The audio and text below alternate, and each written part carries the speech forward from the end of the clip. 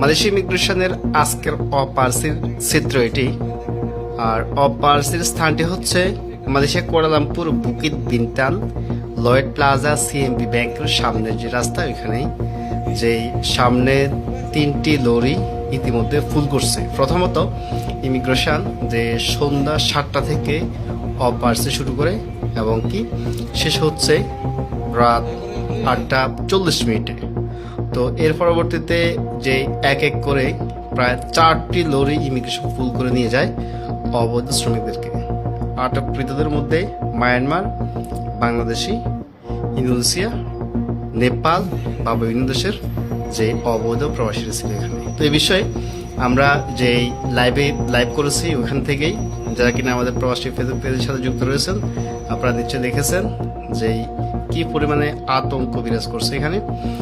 যে বর্তমান এই সময় নর্মালি সন্ধ্যাবেলা বুকিত বিনতান জালান আলোর ইমিগ্রেশন অপারসি পরিচালনা করা হয় না।